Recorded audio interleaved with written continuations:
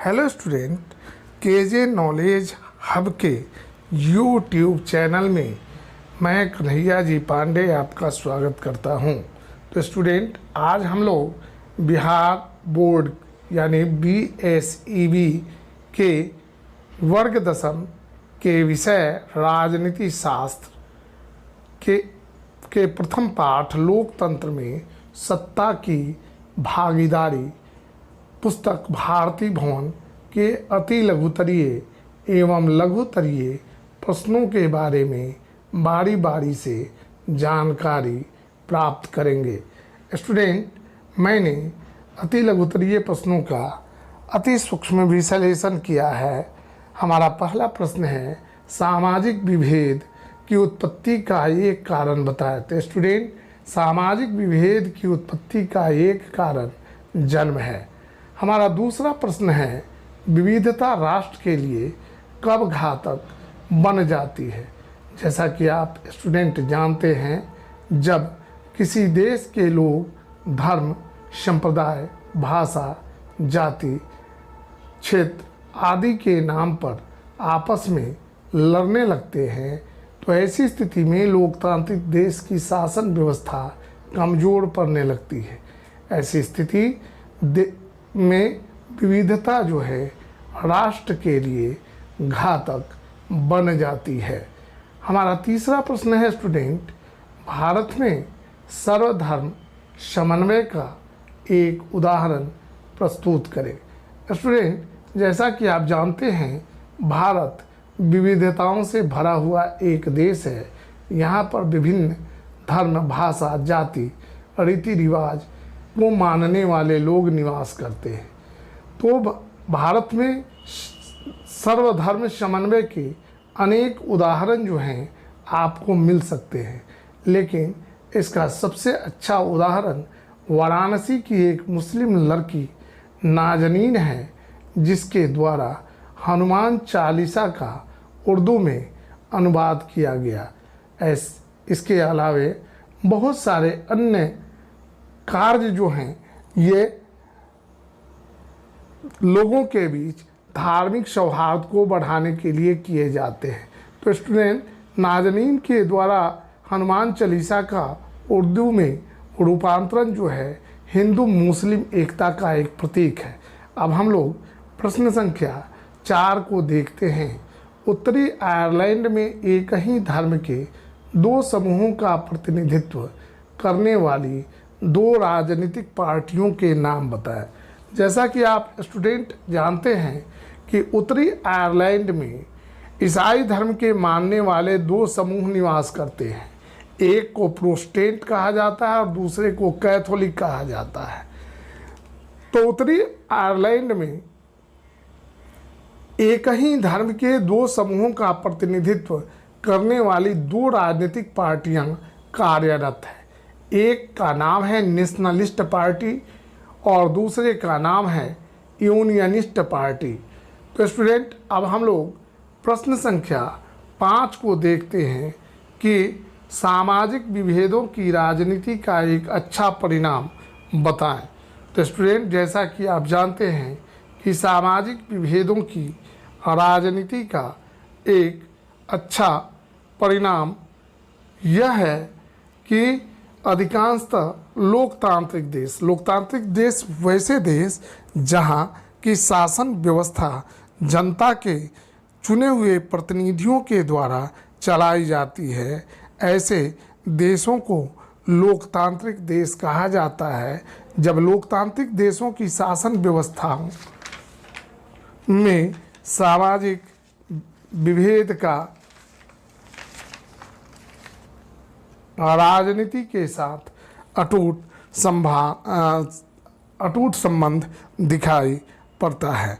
Student, सामाजिक विभेद सभी जगह घातक नहीं होते हैं। कभी कभी सामाजिक विभेद के कारण देश की एकता और अखंडता बरकरार होती है, लेकिन जब धर्म और जाति के आधार पर सामाजिक विभेद बढ़ता है, तो वैसी स्थिति में देश के विभाजन की स्थिति उत्पन्न हो जाती है। 1947 में हिंदू और मुस्लिम धर्म के आधार पर दो देशों का गठन हुआ था, जिसमें धर्म के आधार पर पाकिस्तान का गठन हुआ। तो पाकिस्तान धर्म के आधार पर बनने वाला, भारत से अलग होकर बनने वाला एक देश है। अब स्टूडेंट हम लोग प्रश्न संख्या 6 को देखते। अब हम लोग लघुतरीय प्रश्न के बारे में जानकारी प्राप्त करते हैं। स्टूडेंट हमारा लघुतरीय प्रश्न है पहला कि विविधता में एकता का अर्थ बताएं।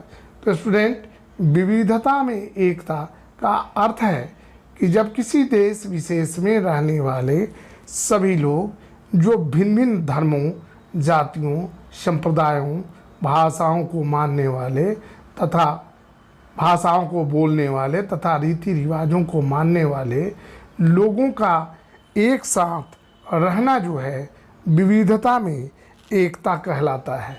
भारत विविधता में एकता का सबसे अच्छा उदाहरण है। यहाँ पर भिन्न भिन्न भाषा, भिन्न भिन्न धर्म, भिन्न भिन्न जातियों तथा भिन्न भिन्न धर्मों को मानने वाले सांस्कृतिक, भाषाई, क्षेत्र, रंग इत्यादि के आधार पर जो है यहाँ रहने वाले लोग जो है निवास करते हैं। भारत में हिंदू, मुस्लिम, सिख, ईसाई, पारसी, यहूदी, बौद्ध एवं जैन धर्म के अलावे बहुत सारे छोटे छोटे धर्मों को मानने वाले लोग भी निवास करते हैं।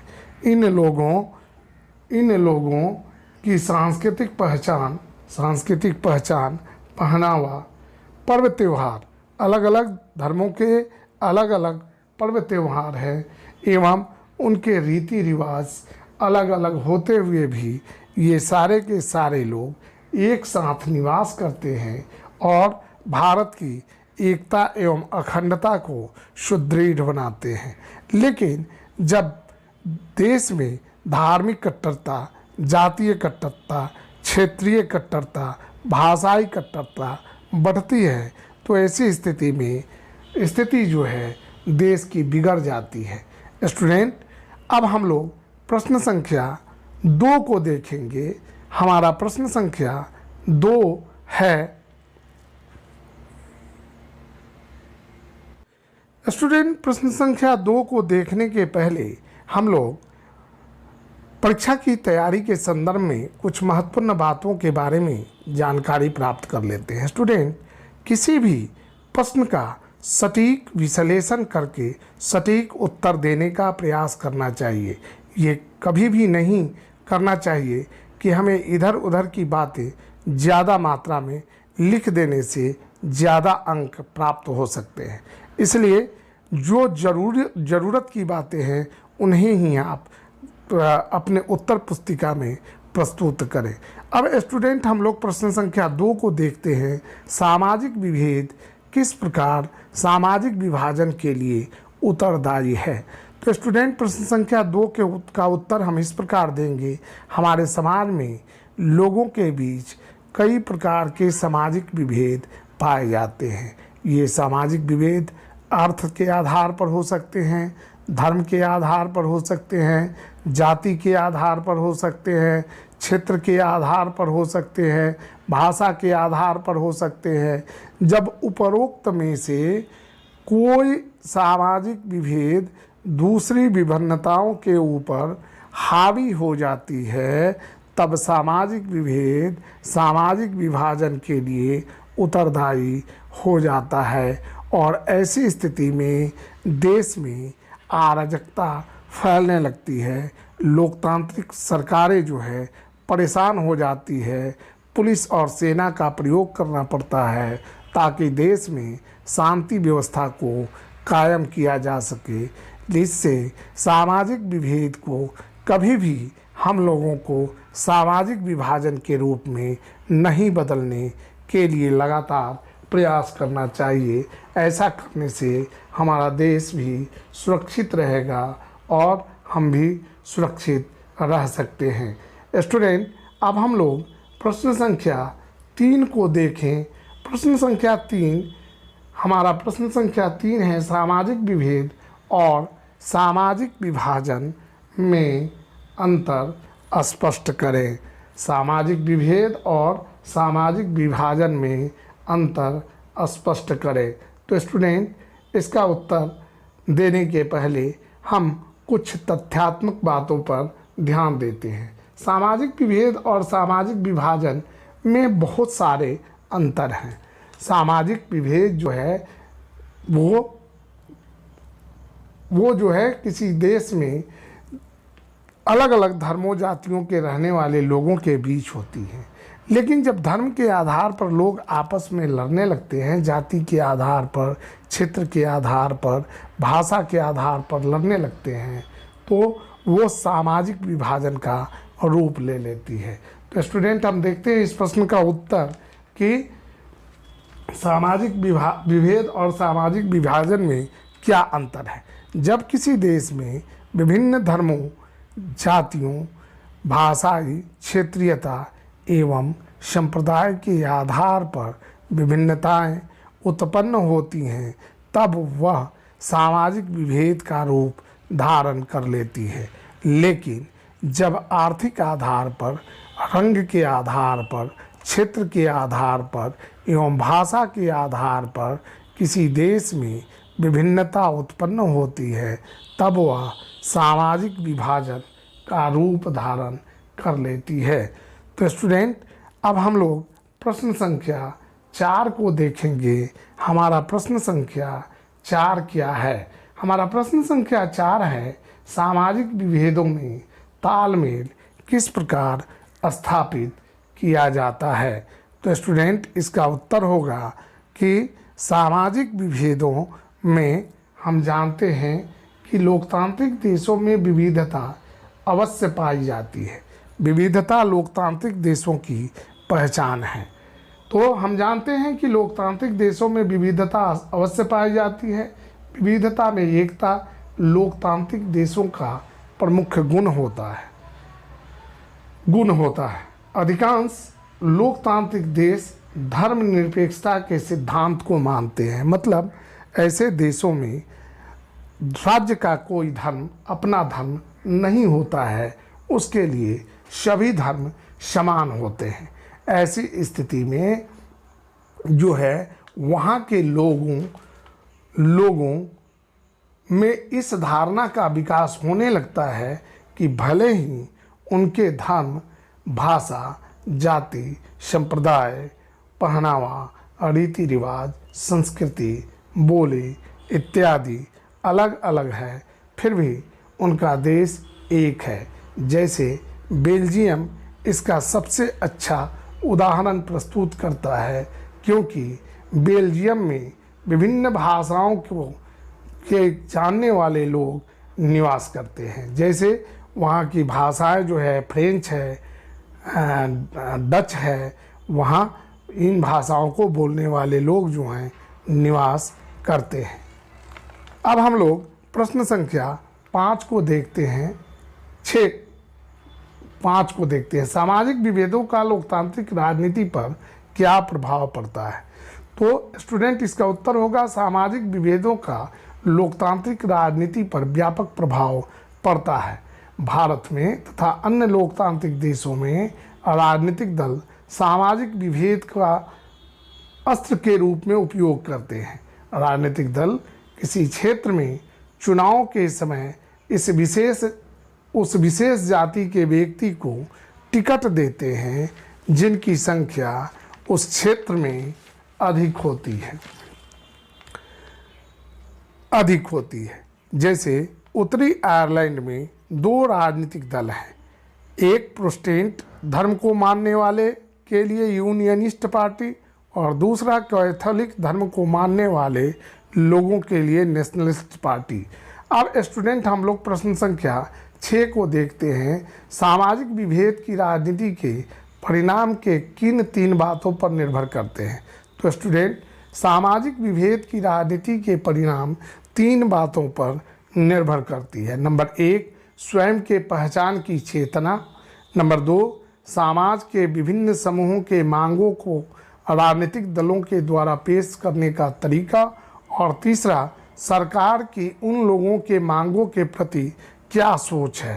तो इस स्थिति में जो है सामाजिक विभेद कि राजनीतिक परिणाम जो है वह इन बातों पर निर्भर करती है। स्टूडेंट, अब हम लोग प्रश्न संख्या 7 को देखेंगे। हमारा प्रश्न संख्या 7 है,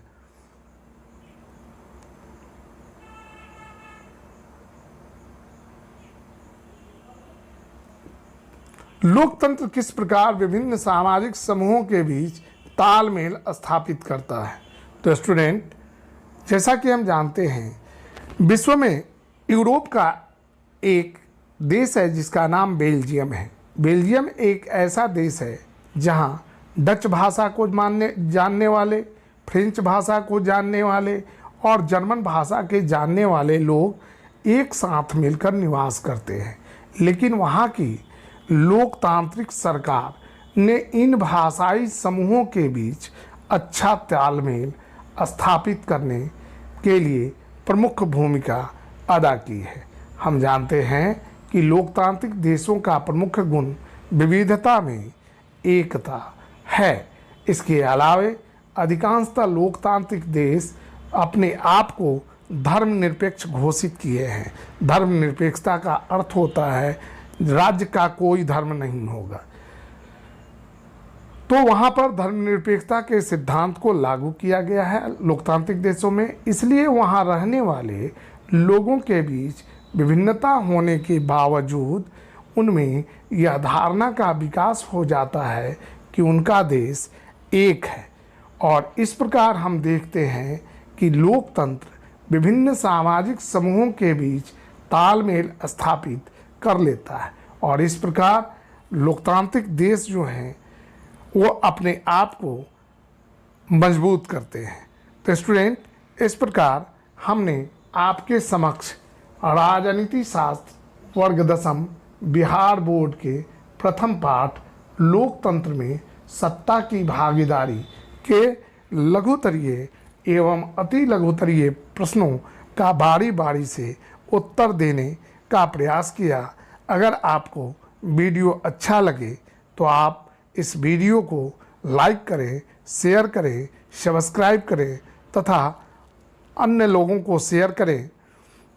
स्टूडेंट, तब तक के लिए मैं कन्हैया जी पांडे आपसे विदा लेता हूं।